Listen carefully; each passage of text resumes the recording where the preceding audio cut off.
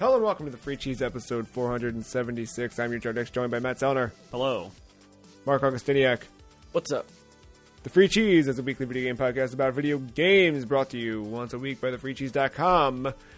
This week, we're revisiting a 10-year-old classic in Dennaton Games Hotline Miami. More on that later. But first, I'd like to know, Matt, Mark, which animal mask would you like to wear as your daily driver? You're going grocery shopping. You gotta put on a mask to go into the grocery store. What do you hope to be? Like from this game? Or just in general? There might not be one in here that you want to embody. Okay.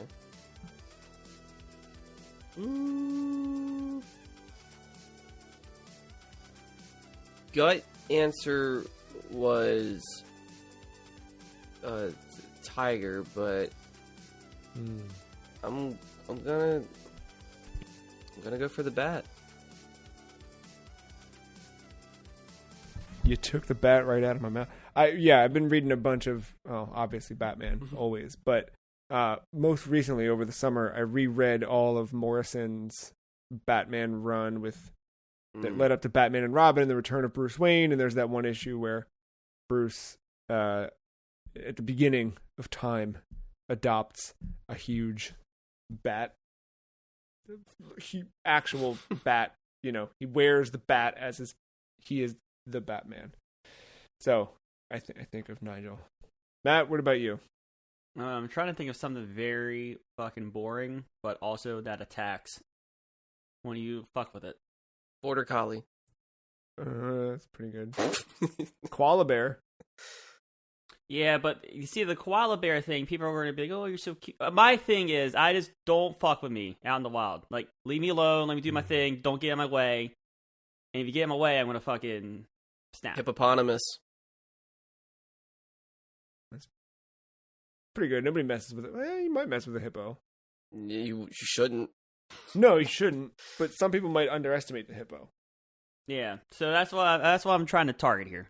Especially like when they gotta take a dump, right? But their tail is like full weed whacker mode, and it's just spraying. Like it just cuts it into pieces. It's its last resort. That's the ultimate warning sign. Yeah, that's good.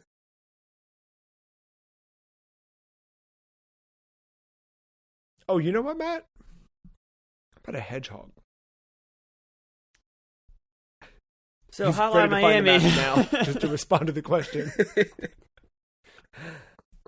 Hotline Miami, developed by Dennaton Games, published by Devolver Digital, first released on the PC 10 years ago, October 23rd, 2012, and of course, subsequently would be released on almost every modern platform. I think at this point, every modern platform, right? Including the Switch? Yep. It is. Yeah, the Hotline Collection. Oh, you just said that. I'm fucking... Yeah, okay. Back of the box. Hotline Miami is a high-octane action game overflowing with raw brutality, hard-boiled gunplay, and skull-crushing close combat. Set in an alternative 1989 Miami, you will assume the role of a mysterious anti-hero on a murderous rampage against the shady underworld at the behest of voices on your answering machine. Hotline Miami, added to our list for this year in Season 10 by none other than Mark. This is one of those games, though, that Mark added that we'd all played previously and loved previously. Mm-hmm. And for me, revisiting it was a joy. And I think a surprise as well. Simply because I remember this game being awesome. However,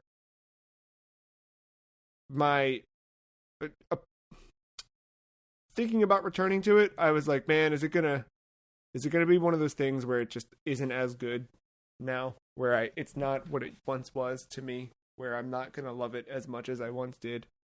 And that's not the case at all. This game rules. This game super rules. It's still fun. It's still fast. It's still brutal. It's everything you want in a video game. Matt, what about your return to Hotline? Same. I remember I didn't play this when it first came out. I played it a little bit later. I think it was because it came to PS Plus as a free game.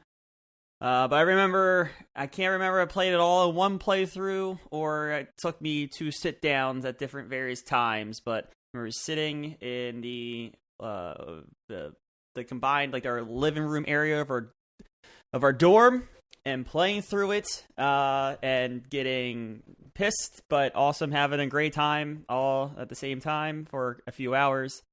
And just remember the story being bonkers and not really understanding it all the way through at the time. But yeah, revisited it 8 years later. This time on PC with mouse and keyboard instead of a PS4 controller, DualSense 4, or DualShock 4. I equally enjoyed it and had probably an even better time, honestly. Yeah, so. I want to talk about platforms in a minute, for sure. That's a good point. Mark, what about you? This has been like, I think you kind of never stopped playing Hotline. And I remember one of the first times, maybe not, I don't know. I remember really early on when we were recording the podcast, you'd come over to the apartment and we were in between recording or waiting on somebody else to show up, or who the heck knows. You just kind of fired up the PS4. Like, I remember this vividly as it was yesterday. You fired up the PS4, Hotline was right there, and you just beat the game. So I think you maybe got cut short because whoever it was finally showed up or something, but you basically just jumped into it. And I feel like that's not unlike how I approach something like Symphony of the Night. You can just jump into Hotline at any point. So revisiting it this time, is it still? Do you still love Hotline? Yeah, I definitely have cooled down a bit from it, but it's still something that is easy to just jump right back into, whether you're starting from the beginning or just picking a random chapter and just going in. It's timeless to me still. Like, I'm not sick of it, and I think that shows its merits on like how good of a design that game is, where it's simple. It's just simple to jump into, very arcadey, and yeah, the high replay value is still high.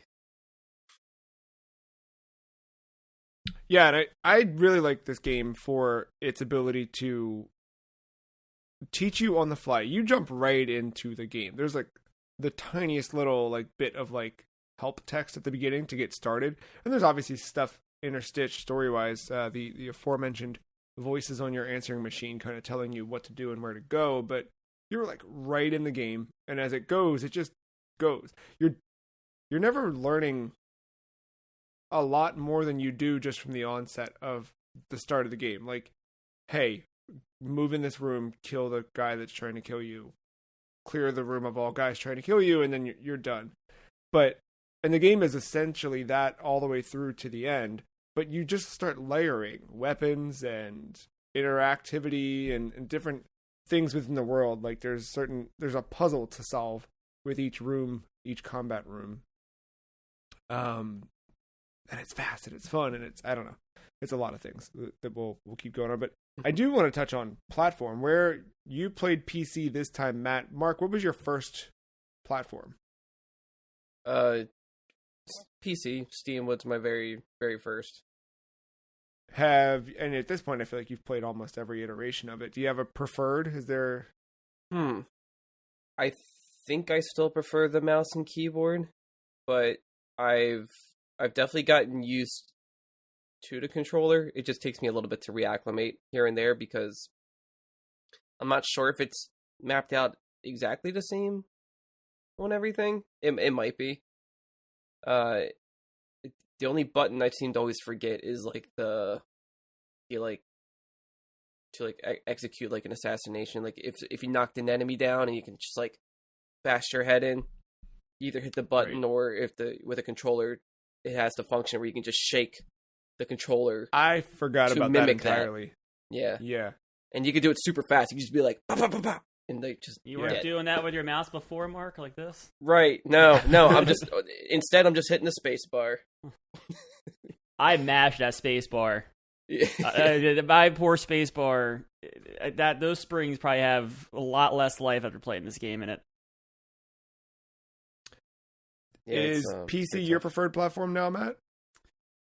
Yeah, I think it's just part of me in the last couple of years, just trying to transfer everything to mouse and keyboard where possible. But yeah, I don't know.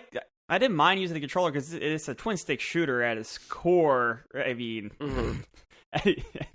sure, I guess it's not your traditional twin stick shooter, but at its core it is. But I think I like them a little bit better on mouse and keyboard. It took me a couple levels to get like. If you had given me a controller to play back through this, I think I would have been fine. It took me a couple levels, and once like we'll talk about it a little bit more, but when that like difficulty jump that happened, probably around like chapter 7, I struggled. But then repetition and going into a room and dying in less than 1 second repeatedly, you start to learn quickly. Yeah. For me, this one is, and always will be, a PlayStation Vita game. It just feels right at home with the screen. I think that the original Vita, like that OLED screen, still looks good 10 years later, and this game just popped right on it so well. The thing that stood out for me the most, and still does, about this, like I tried it on PS5 or the PS4 version, and it just doesn't feel the same with the controller that it did on Vita. It is literally the Vita's square button. Like that ability to use that square for the bashing murder kill. Yeah. Like that stuff. It's so good. And the quick little tap of the trigger to discard or throw your weapon. That like it just makes it, and like right there, right in your action. I haven't tried the Switch version, but I don't know if that would still feel the same. It might. I mean, of course, it's not going to feel exactly the same, but it's not bad. It's pretty clicky in a good way. PS4 had the advantage with the light; it would match with like the background of the map, and it would go with or whenever you did a kill, it would flash red for all those moments. Yeah, that's a cool touch because that came out early enough in the PS4 life cycle where people were actually still doing interesting things with those lights and all those, things. Yeah. But yeah, it's a Vita game to me. I don't know. I'm sure. I know it's everywhere, but I mean, The Last of Us 2 agrees with you. Hey, that's right. A little Easter egg. Yeah, little cameo appearance there. I forgot about that. Mm-hmm. But this also was one that I think that obviously put the developers on the map, which I want to talk a bit about the developers in a bit. But this was a big breakout for Devolver Digital as well, right? I think so. I think this was the first, because originally I thought they were the developers. Right. I was like, yeah. Oh no, publisher. Yeah, I guess. Mark, you probably know a bit more on the Dennaton, and am I saying that correctly? I guess. That sounds right to me. If it is wrong, I mean, we didn't. It's unintentional, but yeah, I mean, I think that's right. But yeah, Hotline was the companies. They did the Serious Sam remakes. But Hotline Miami was the first big breakout. And I think that's what earned Devolver a lot of its money, and then it just kept going from there. But, yeah,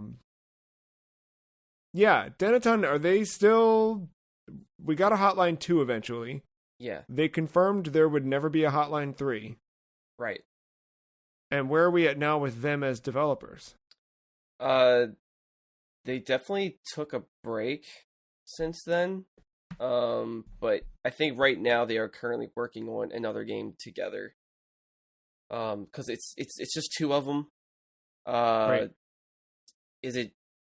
Oh man, I feel like I'm gonna botch this. I think it's Jonathan Soderstrom? and Dennis, and Jonathan Soderstrom, and Dennis Whedon, Dennaton.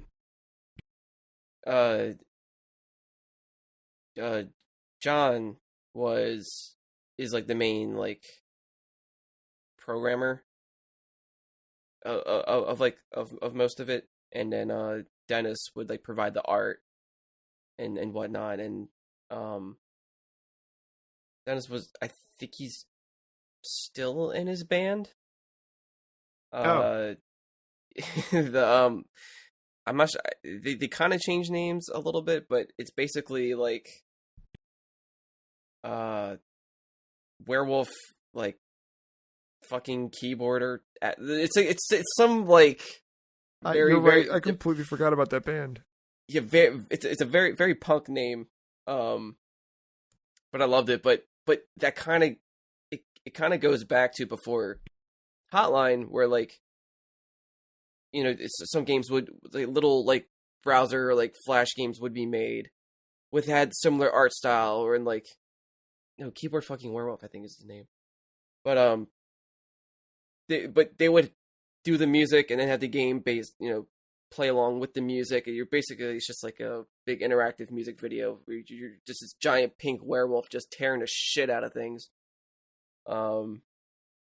You can kind of see the DNA from there. Like, you could see that kind of bleed into what Hotline is and its visual aesthetic and stuff like that. And it was, and I believe their inspirations for the game was a documentary called Cocaine Cowboys.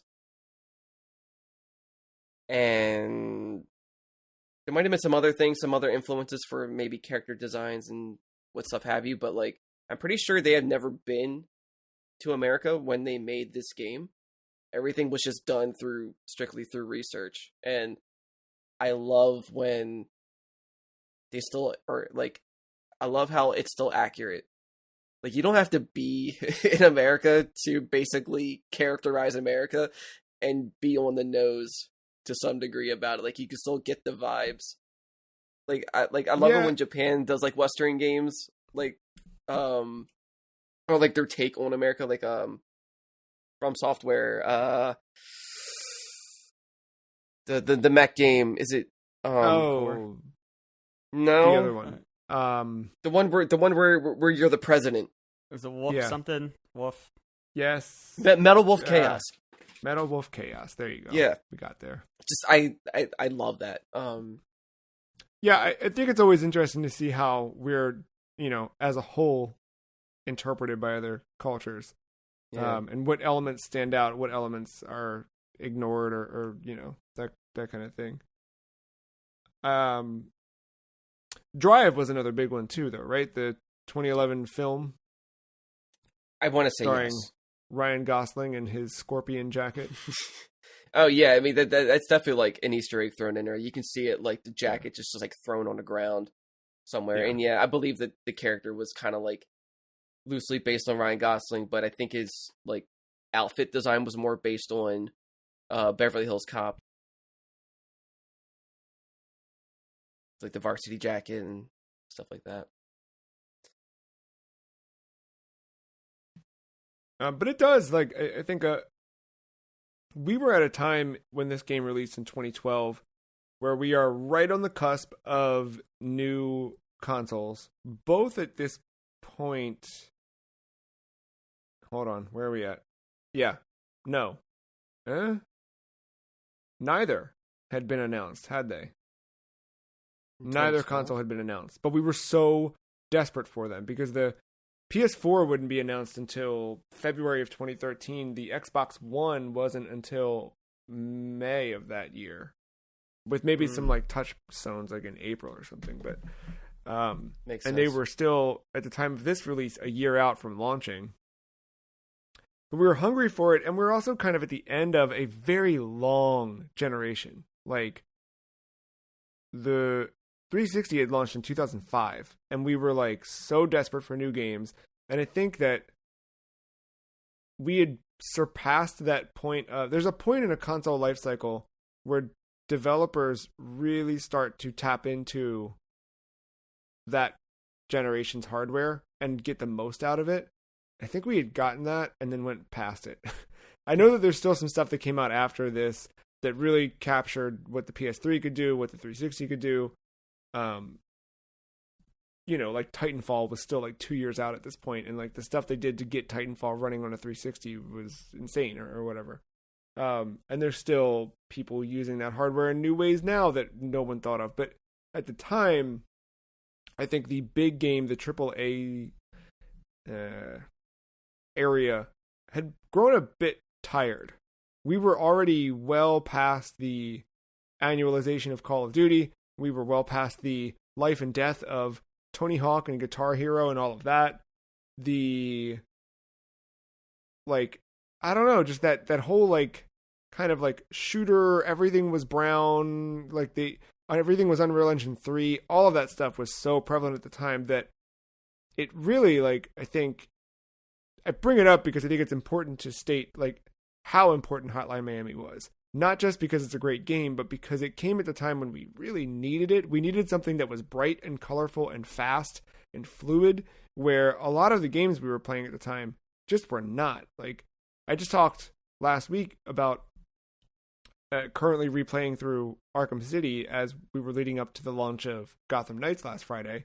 But that game was everything I wanted in 2011. A whole game where I could run around as Batman and whatever and be in a Gotham City and all of that. And like, we would later see that fully realized in Arkham Knight. But like, all of that stuff, in hindsight, it's like, it was too big. It was too much. And it was so slow comparatively. And I think Hotline did something different where it just kind of, I don't know, it lit a fuse and just kept going. Right?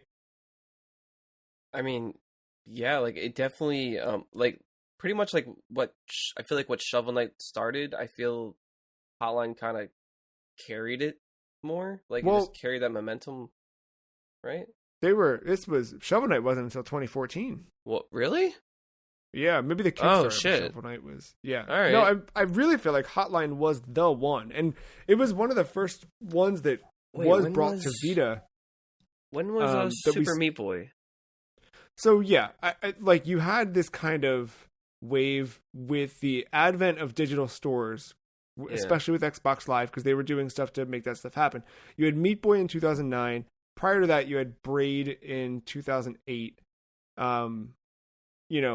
Right. You had Fez at the beginning of 2012. There were definite indie games. I'm not trying to say that Hotline was the first, but it just felt like all of those still felt like they were exciting and they were fun. Like Meat Boy especially is like, that was a return to something we did not have for a long time. Games weren't made like that anymore. Now there's 1,000 Meat Boys made every day. There's Meat Boys made with inside Meat Boy clones made inside of Meat Boy clones. But at the time, you did not have anything like Super Meat Boy, especially not on your Xbox. True. And with Hotline, I think Hotline was the first step in a new generation of indie games and a new set of like, again, like when you say Devolver Digital now, anybody listening who's, tuned in with video games knows Devolver. Whether they know them from the weird over-the-top E3 stuff, or they know them because they've seen the logo stamped in front of one of the games they loved in the last 5 years. They know Devolver, and that all started with Hotline, and like, I remember Hotline being one of the things where, like, I was, within a year of owning a Vita, Sony had basically all but abandoned the handheld. And it's where games like Hotline and whatnot had stepped in to fill in the gaps. And I remember loving my Vita mostly for my exposure to indie games on it. And I think that's where a lot of those developers have now moved to Switch, and you're seeing a lot of that stuff there. But like the Vita was the spot for this stuff, and Hotline was no exception. I think it's why I so closely associate it, but I think it also was huge because it just showed that games can be something more. I think also the fact that the game was developed in Game Maker went a long way to show that, like, like Spelunky did as well, where it's just like seeing these things, like making a game is tough. It's never going to be an easy thing. There's never going to be someone who said like, yep, made this great, excellent game that everyone loves. And I just took me a weekend of, I did halftime. I kind of worked and ate pizza. No one's going to say that ever, right? It's not going to happen.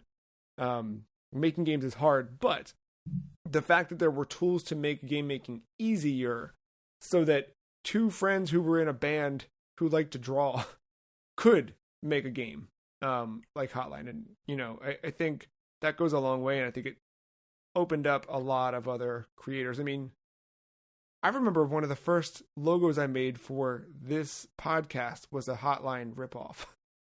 I'm going to find it. I'm going to let you guys talk. I'm going to find it so I can share it. But, yeah. Yeah, this game's presentation from the start, even from if you just watch a trailer, it sinks its teeth into you immediately. Like, it didn't look like anything I've ever seen before. The gameplay, of course, would remind you of other top-down games you might have played in the past. Maybe it would have reminded you of a more hardcore, like Smash TV or something, right? Where you're just going around just killing the shit out of things. But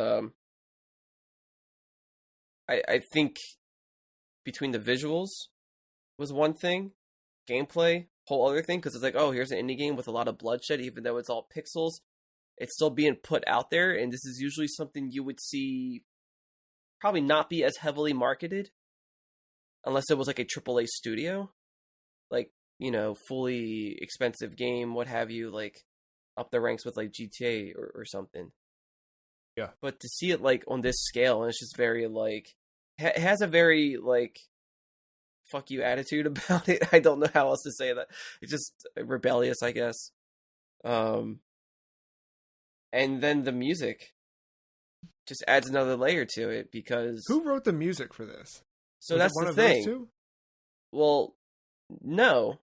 They actually most of those tracks are all from different artists that are just their friends who decided to help out on it. And then they had another friend provide the cover art, who was actually the character you see a lot in the game. He just goes by Beard. You're talking about the guy that, like, we see his face a lot, but he changes his accessories, his hat, and his he's in the pizza shop, he's in the convenience store, he's in the bar. He goes by Beard, but that's actually his artist name is El Huervo.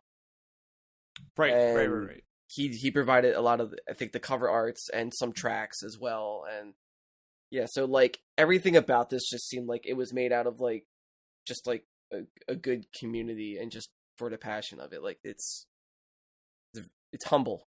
Yeah. Oh, look at that. I see it. So I think the rise of indie, I think we're talking about that, right? I think where I heard about this game is the fact it was so fucking shockingly violent and gory and everything like that at an indie level, and it was 2D, but it was still fucking over the top. And I think that did more for it than the rise of indie. Because, I mean, at this point, you already mentioned it, Joe. You have Braid, Limbo, I can't think of any others. Meat Boy was already mentioned, Fez. Like, all those are out. And they've been out for a couple years. And I think at this point, like, the documentary indie game is out. Yeah, that was 2011. So, like, indie games are on the rise here, but I think this one being so shockingly, like you said, bright and gory, and I think that brought eyes to the game. And then when that brought eyes, everything else was starting to be seen. Like when you watch a trailer, the soundtrack, you're like, all right, boom. The art style, like, besides the gore, art style is fucking dope. And then, like, you see a trailer. This is one of those games too that is, you have to play the game to understand it. A trailer won't explain to you how fast this game is. And I think once people got their hands on it, and then that word of mouth started happening, this is a game, I think that is how this thing exploded. I mean, because I played it for free, PlayStation Plus or whatever in 2014, but like, I knew this game existed. And I've always wanted to play it. It's just, college kid, didn't really have any income yet. And I just, I gotta be careful what I'm buying.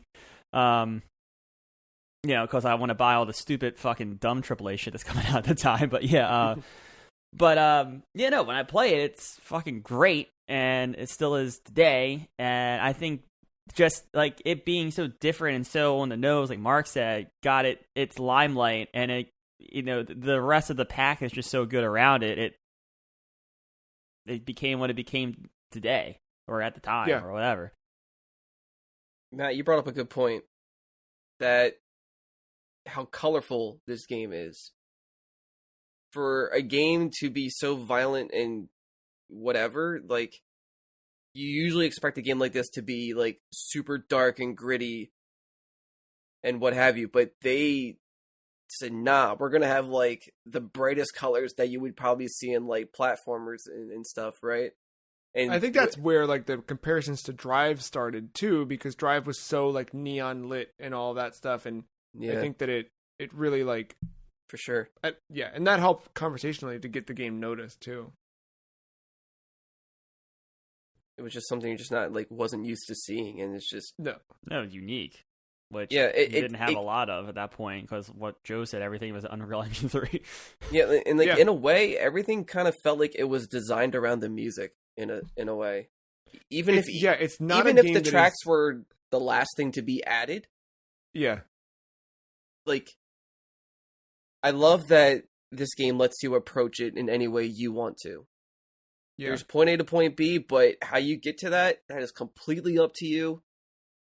Between the weapons, the way you just move around, the masks you pick, and whatever perks they have, that is for them to think of that. I think I love that. It's not just, hey, creators of 10, I want you to play this my way through like my design. This is, hey, I think that's the beauty of game design right there, and that's what makes it so timeless to me.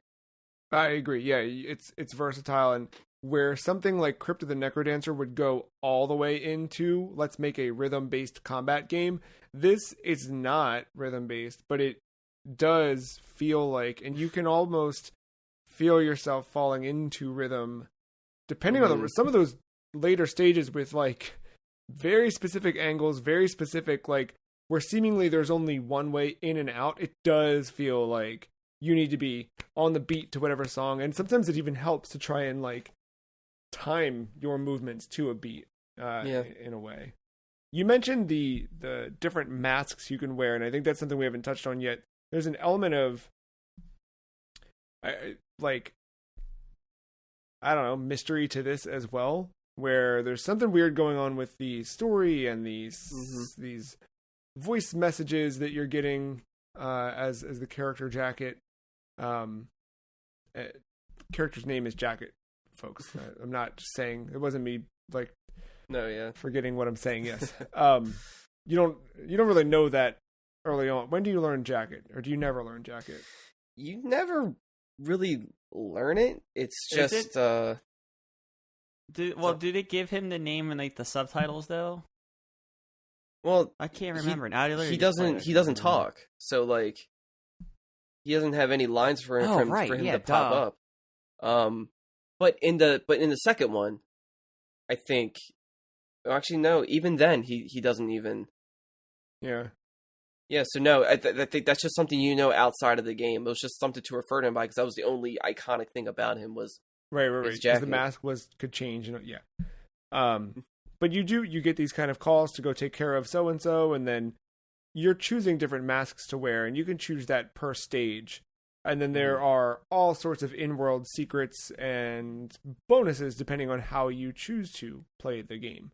There's different masks that give you different abilities, and if there's little mini challenges or achievements, trophies, whatever, for beating the game or playing through certain chunks of it with certain masks. But Mark, you definitely are the deepest ingrained with the lore and the history in that sense. Is there like, what role do the masks play for you? Because to me, and I don't know, Matt, I don't want to speak for you, but to me, they're just cool. And it's fun to try out the different abilities, and like, well, this one makes you punch real hard. This one makes you find secrets in the walls. But like, from a story perspective, is there any deeper meaning or? Not really. I think most of them are just nods to like their friends or what have you, outside of the game. It's mostly just, all right, how do I feel like playing this map? Typically I go on like a Tony run. Some people call that easy mode because you just kill with your fists. But there is some fun in that if you're trying to speed run it, and I think that's what I did back at your apartment or whatever. Just booted up and try to do a Tony run. Sometimes I think the mask I go to the most might be Dennis, And it's a wolf. Which one's Dennis? Well, wolf. Okay. And you start with a knife. And so you can just hold in the attack button and you're just constantly, slashing in front of you. And I love about this game where you can just throw anything. So the knife, obviously you can throw, but once it kills, you can't get it back. But it's just cool to have that versatility as well with it. So it's not just a melee weapon, like everything is a ranged weapon if you use it right. So yeah, that one I typically do. And then the most fun, I don't do it much, but the most fun I think is is it a cricket or a grasshopper? Might be a grasshopper. I think it's a grasshopper. What does it do? Yeah. They were memeing. Starts... So I was watching a speed run and they were memeing it. They wanted him to use it. I didn't know what it did. He starts with a power drill. Oh, okay. So all your executions are just bloodshed everywhere. It's like one of the bloodiest masks to get. Yeah, that one's fun. The hardest one to use is the bat. There is a trophy for it, or like an achievement to use all the masks or get them all and use them all, right? Yeah. So the bat one, I definitely cheated. The bat inverts all your controls. Oh, right. So no wonder I never liked playing. Okay. In my memory, I didn't like playing as the bat, although I wanted to. Yeah, the bat is not fun naturally. But if you're on PC and you use Joy-to key, you can fix everything and play it normally. So the bat doesn't give you any benefits. It's just a mask. But it looks cool, at least. Yeah, it does, yeah. But yeah, it's typically Tony or Dennis whenever I jump in. It's just like my instinct thing. Yeah, they look the coolest. I guess the rooster also kind of. Yeah, Richard. I don't remember the mask because this was the one I used primarily in my first playthrough. What was the one with the lethal doors? Oh, that's Don Juan, the horse. Okay, that especially so late in the game. Mm-hmm. When they like double stack going around the perimeter of the room on the door, you just fucking kick in the door, kill the one dude, and just fucking punch it and execute him. Yeah, that was like my go-to strat back in the day. This time I played because I never got the true ending, and so I played as Rasmus is the one that has is the owl with the puzzle pieces, right? Because I never knew who they were, and I was trying to not look up as much as I could to get the puzzle. They're hard. They're hard to find. So I knew literally a pixel. When you had said about getting the puzzle pieces and it's easier to find with Rasmus or whatever. So I used it. I was like, "Where's the fucking puzzle?" And I realized it was a pixel. I was like, "What the fuck?" Yeah, it's like it's bullshit. Yeah, they're easier to find, but they're still like, oh my gosh. Yeah, hidden in the corner. Yeah, I did that one. I remember I was so adamant when the first time I played through this, where I was like, I'm gonna find them all, and I'm gonna do it without looking a single one up, and then I stuck to it. And I also never found all of them because it was just impossible to get. I just couldn't do it. With how fast everything moves, you just you get to a point where you're not thinking any longer about where these pieces might be, and instead, how am I gonna kill and survive? And the ones I missed are the ones where something transforms in the level and you can't backtrack. Oh yeah. I would think the SWAT level, and then the van. Although I think it's in that stage. It's just I didn't think to look around afterwards because I thought I was cut off from it. That's definitely my least favorite fight is the van. Oh, I watched a speed run this morning. It is. I'm so mad at how frustratingly hard that was for me and how easy it was for this dude. Fucking, he lined up right next to the door and I think he had Tony. I think he was just fucking punching everyone coming out. And then he knew the timing of the Molotov, so he would punch, run, punch, run, and then it would do two two loops through that. Because I thought that fight, maybe I'm wrong, I thought that fight had some of the big boys, and you can't take them down with punches. Unless he had a weapon with unless he might have had a there's shotgun. There's weapons all throughout it, so he could have picked one up. He may have had a shotgun, I don't remember now, but yeah, he was just right next to the door where they file out. I was like, you motherfucker. Yeah, shit's tough. Yeah. Yeah, was there anything about the watching a speed run that kind of changed your perspective or opened up your mind to a new thing?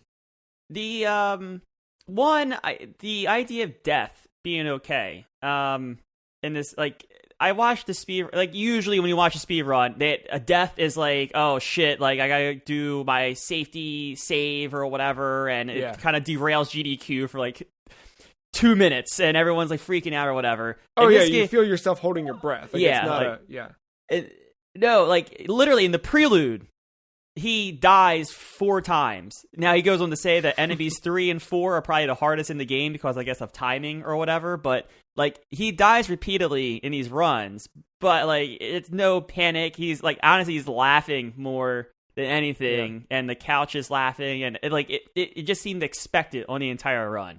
So like just that idea of like even like speed run in this game, expect death and quick lives and half-second restarts and all that stuff. Where you would otherwise expect exact perfection and precision and And they went on to explain that RNG has a big part of that too. For as much as like puzzle-based stuff there's a lot of RNG with the way enemies, whether it's designed that way or not, like hear gunshots in certain areas for certain times or whatever. So yeah, it's more RNG heavy than you may think on that first playthrough, kind of picking your path through and whatever. And then, like, there's obviously, I think this is known, but like different masks at different levels. He didn't use the same mask constantly the entire run. He used multiple different ones depending on the stage, and he would explain why briefly throughout. But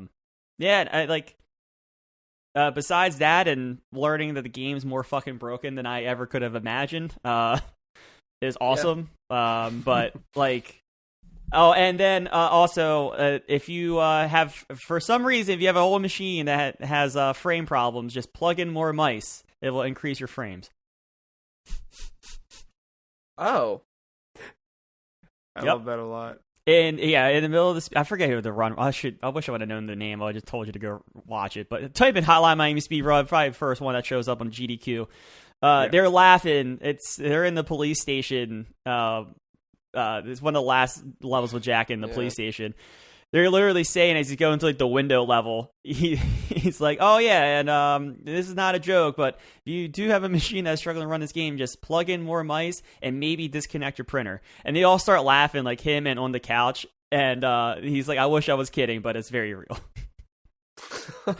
I definitely heard about I've heard about printers being an issue for some things. The mice is new to me. To add more mice. Yeah, that doesn't... Wild. I think we touched a little bit on this, but the story in this game, I think, is perfect for this game. I think there's just enough to keep you moving along and pay off with some sort of satisfactory conclusion at the end, but not overdoing it. And I say that specifically knowing that they made Hotline Miami 2, and they did put a lot more story in it. And that was where I was getting lost into, because it felt like it slowed down the action of the game a ton. Where this one is a pure, like, oh, that was a good pop. I was trying to like punch my hand for emphasis, but I like hit nail on desk, but it was a good pop. I'm going to stick with the pop. We're going to stick with the pop on that one. All right. The first one just kind of goes, man. Like there's enough of a story to give you a break and let you breathe for a second, but it's ready to throw you right back in and keep on killing. Where 2 felt like it was a lot of like slowing. My memory of it, I never finished 2 because it just. I never finished 2 either, and I after playing 1, I was thinking about playing 2 in preparation for this, but for story's sake, I actually did not do that, so that way, like, I'm not skewed on the story because I know it's 2 blends so much with 1. I know you kind of get like the origins of Beard and some stuff like that, but what I didn't realize until kind of doing a little bit more research is how much of just the apartment tells the story. Like, like with like the newspaper clippings, even the dumb like bulletin that you get from the 50. What's the name of the thing? The 50 blessings. 50 blessings. Just like getting that newsletter. Like everything's like right fucking there. And yeah, and just like how like the apartment comes together after rescue and what ends up being like, I guess they call her the girlfriend, and like just how your life is transforming around until I don't know, like level 12 or whatever, and then you kind of, and then it all lines up to the date of July 21st, which is what Rooster is telling you about, and then you're like, oh, okay, I see what's going on here finally. Yeah. And it gets weird because then Biker has another different interpretation of like level, what's that, 7? I don't remember the exact chapter. I'm going to say like 7. Yeah, like, it's good. It's really good. Yeah, I love it. Go ahead. I was saying a lot of environmental storytelling. Yeah, stuff that like it seems like almost incidental that it was even included, but like done so well, like very well. There's just so much right there. But for the story, like 2 is very divisive among fans because of that. I grew to like it, even though it is slower paced and it is a little more unforgiving in some levels. Just the game overall, but I still like it for its variety and whatever. But for 1, yeah, like it's basically kind of basing on I guess a little bit of history where pretty much this group called 50 Blessings is hiring people to do their dirty work for them to take out the Russian cartel or Russian mafia, what have you, like just to take all that down. So it's a very like America-Russia war thing going on, but it's like all underground basically. Yeah, I kind of like before, kind of like you get to Biker and you realize like the ending of it. We talked about contest clues, but just the small ones of like, I don't know if I paid more attention when I played this how many years ago, but this time around I was kind of rushing through the story and the dialogue. I definitely would have missed though, like the I think it was something along the lines of like they sent the cleaner. But the cleaner didn't get the job done, so we need you to kind of like to actually come in and take care of the shift. And then you realize that's the level where the dude's strapped up to the bomb, and like they sent an assassination, but he got caught. So like you're the fucking dirty work. So like that's the other thing with 50 Blessings. Like they almost try to like force enlist you in a way, and if you don't listen to them, they will like threaten you and send someone else to take care of you. Like you're nobody to them. Or if you get too close as well. And I think you learned that with Biker. And then there's that other guy that's in the sewer. That's where you get one of the masks. He's hiding one of the unknown masks. It's like on the outside of the level. You go into that sewer, that pothole, and he's dead there. And you like, why is he dead here? But then you think like, oh shit, the end he's probably getting, and they got him before, he got too close. Like, and then like I feel like this has nothing to do with the story. This is just there for the sake of being there. Like the one like bonus stage or whatever, where it's like you're kind of in a casino, and you don't know what the hell is going on, but like something cult-like is happening in the middle of it, and in order for you to understand it, you have to get the mask that translates French. Oh, that's good. It's like a weird fish mask or something like that, and then even then you're still not understanding what's going on. They just leave it open-ended. And is it actual French on the screen? I don't remember that part. I actually can't remember. Because that stage, I wonder if you spoke French, if you would just get it and not need the mask. Probably. That'd be nice. But yeah, the whole switching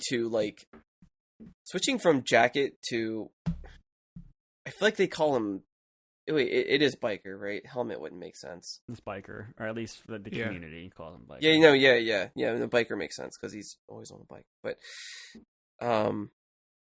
yeah, once you like switch from jacket to biker, it feels like, all right, buddy, now you're on hard mode because you don't get to choose a mask.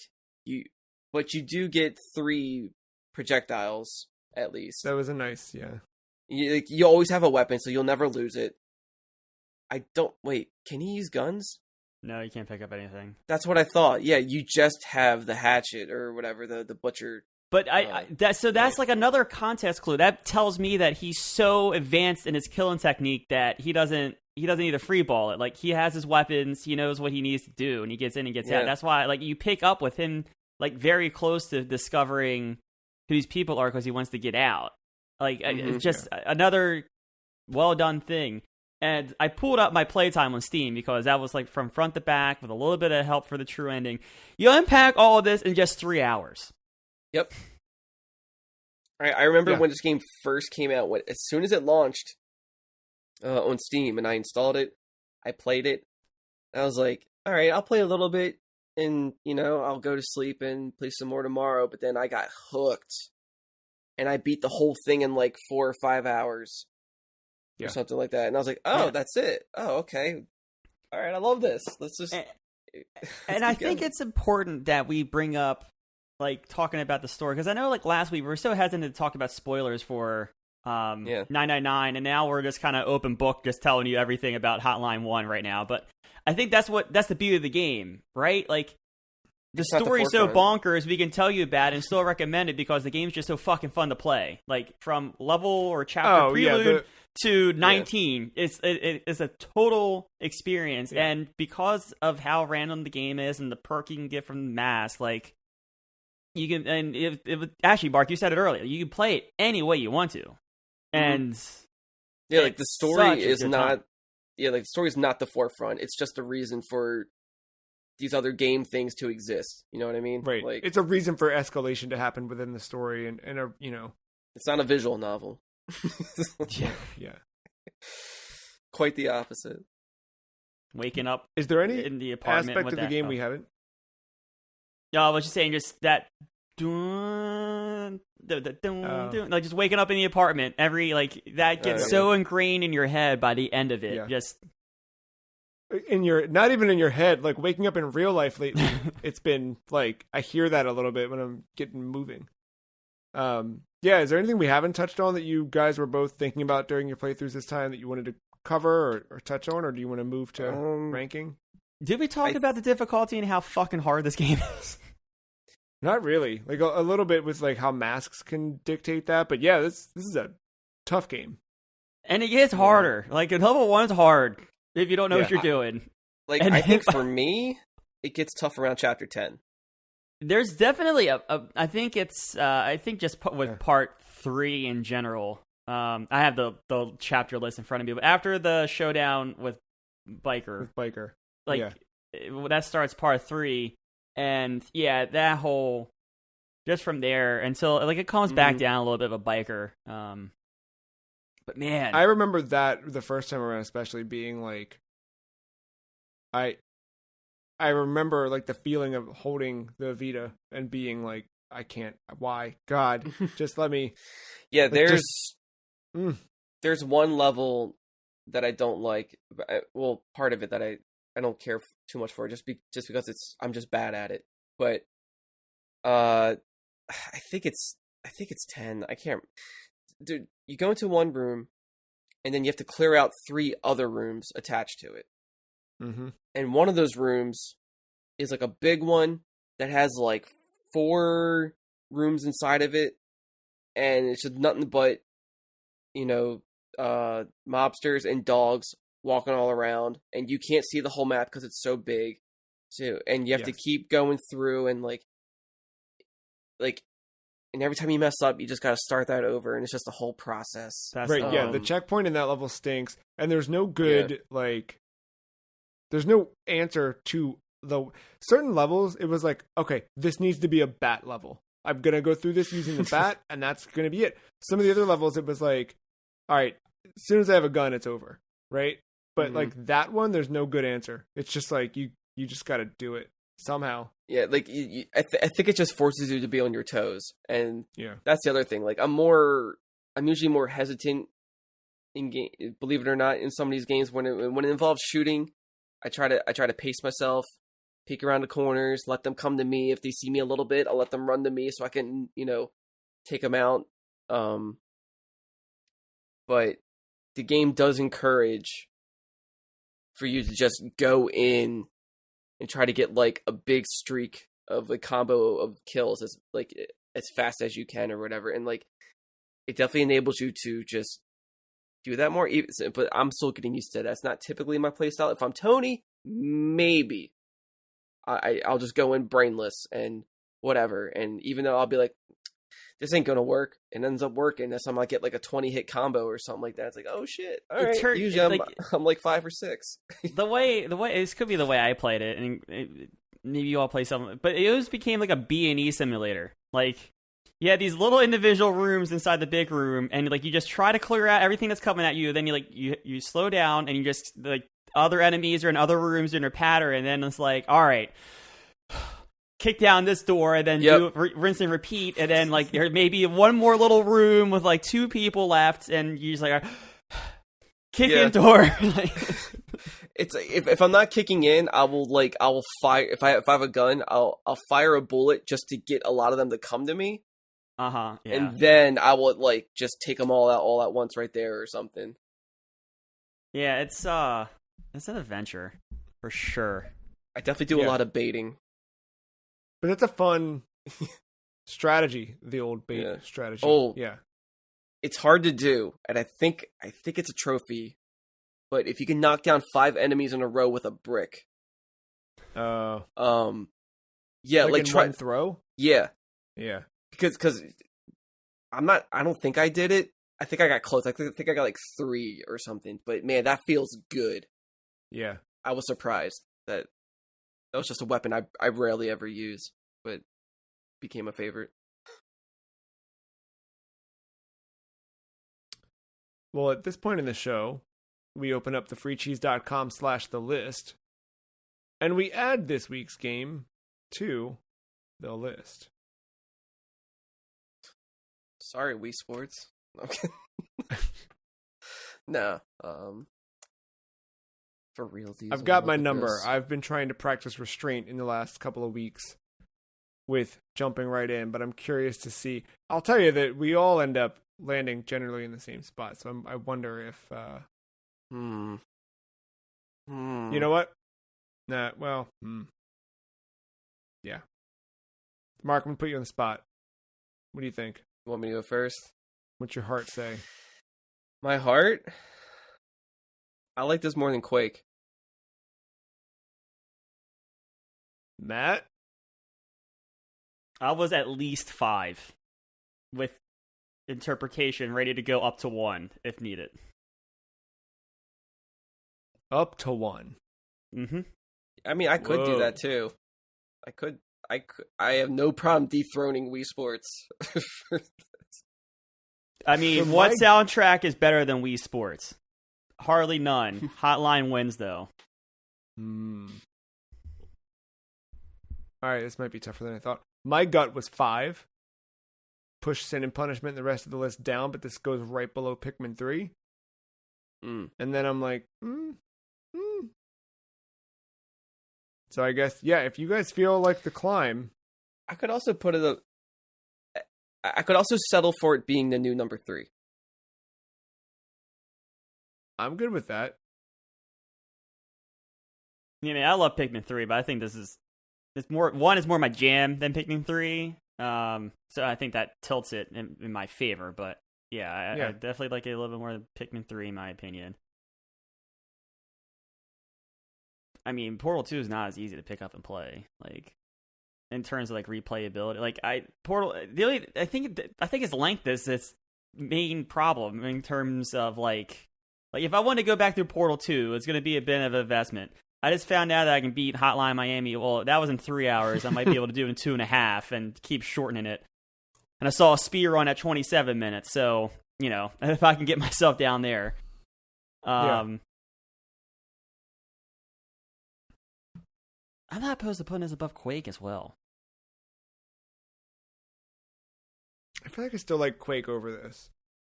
I have respect for Quake, and that's why I'm okay with it not being above it. Yeah. But I think I would, just like Matt, it's just more of my thing to just jump into something like Hotline versus Quake. I think Quake has the multiplayer though. Yeah, it has that, but also like Quake. True. It has there's a lasting power to Quake. Not that Hotline doesn't have lasting power, because it certainly does. And again, me revisiting it after not touching it in a decade showed me that. But they're both pick up and play, and you can just get going and start moving through the campaign.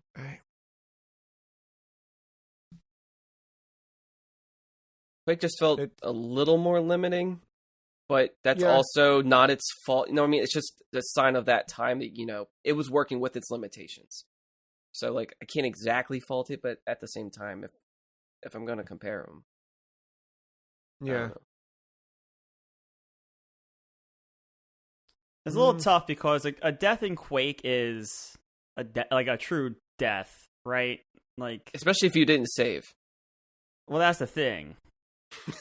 I think, without save scum in some parts, potentially, Quake, that's a climb back. I mean, but you learn, and you do kind of become more efficient at clearing out the level and knowing what's coming and stuff like that. Yeah. I think there's something to that instant, hit R, and I'm literally right back in the room and could die in a half a second if I, hit W the right way. I mean, God, there's one. What's that one level late in the game? You literally can't walk in and go straight. You get shot right away. You have to go in and left immediately. That's the best. Yeah. That's the best fucking thing. You both seem like you like this over Quake. Do you like it over Wii Sports? This is where the games are completely different. It's tough to say. I know. Yeah. And honestly, I'm on the border with Quake. I think I'm coming off the Hotline high. If we did this a week from now, I wouldn't have a feel about it either. But that instant hit R, well, in my case, hit R to restart, and you're back in. There's something to that where you don't feel defeated. Yeah, you could go through a longer stage, but what's a longer stage compared to 5 minutes? You could spend 20 minutes in Quake. I think. Yeah. In both Quake and Hotline, you can jump into any level. You know what I mean? You don't have to go right from the start and continue through the whole thing. It's that's cool.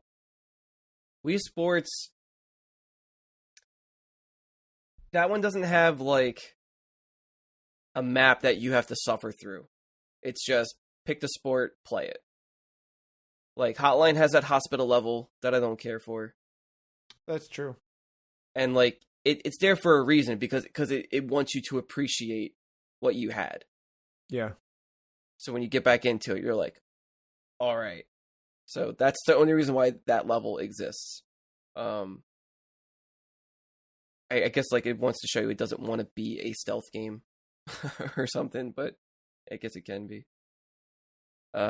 Quake has some. Not every map is a 10 out of 10. No, but it's still fine. As long as I'm safe scumming. Yeah, but there's Quake maps that are yes, this ruled. Definitely. This felt great, and there's Quake maps where it's especially the expansion maps. I've grown to really really appreciate. Yeah, it's tough. All right. Well, I think Wii Sports stays. I'm a little indifferent, but I'm leaning more towards keeping Quake at 2. That feels right. I feel like if I put it above Quake, it's kind of like a screw you, Dad, like kind of moment. But there are elements of Hotline I like better than Quake. There's elements of Quake I like better than Hotline. Yeah. But I think I just gravitate more to top-down things versus first person. So that's just me. And typically, first person's not my jam. But something about Quake is just special and different. And I don't know. Tell you what, Quake made me buy a hat. Hotline made me buy a jacket and a phone case. And an album before you owned a record player. I've been known to make this argument. Vinyls. I've been known to make this argument before, a few years ago, about how a multiplayer can be the difference between Game of the Year or not. And I also think I'm going to make the same argument and say that Quake has multiplayer and it's fucking amazing. Yeah, that's true. And I think that's the difference between 2 and 3 for me. Because as a complete package. Both games. It's fair. My main gripe is sometimes they get brutally tough at the very end, where it's like kind of like you're hitting your head against a wall. Quake is enemies just eat bullets, especially that last fucking level. Like fuck that. And I didn't even know how to beat the last level. I had to look it up. Hotline. I had to look over the puzzle pieces were, and those levels at the end with Jacket are fucking brutal. That police station, I remember, not this time around, in 2014 when I played this game, that police station go fuck itself. I died so many times there. I remember that fucking circle level vividly, sitting on the couch of my dorm. So the lore was that Jacket didn't do a good job before, so they tried to kill him by giving him harder jobs. Like, they wanted him to die, and then he canonically didn't die. All right. I mean, I'm glad that the lore is there, but the lore for Doom, it doesn't matter. I Doom just want 2, to throw but Quake it is out there. fucking awesome. I I'm gonna throw out that argument because I've done it before, and it's only fair I would do it again. No, yeah, I'm fine putting this below Quake.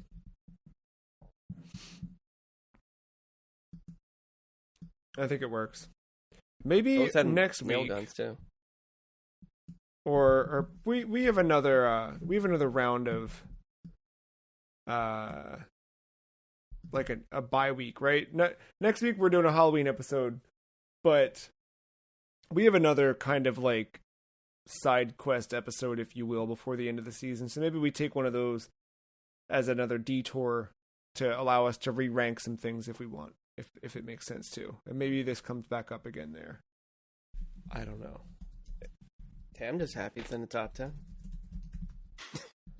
It was like one where coming into playing it again, I was like, I'm excited to play this, but I don't remember how great it is. And playing it within not long, I was like, oh yeah, this is going to be pretty. We're going to have this pretty high up on the list, I'm sure. And we do. As mentioned, next week's episode 477 is a special Halloween episode. We're just gonna hang around. It's Ween, so let's hang around. We're gonna hang around and wax poetically on Halloween and what it means to be spooky. I've got a couple things planned. Mark and Matt don't know, but I've got a nice little run of show that we will. But it's gonna be a very light, easy, simple episode. To be transparent entirely, or at least partially, give ourselves a little bit of a break. We do a lot to prepare for every episode, especially when we're playing a game a week. So we're taking advantage of the Halloween episode to kind of just chat. And we will do just that. And they're all not 3 hours.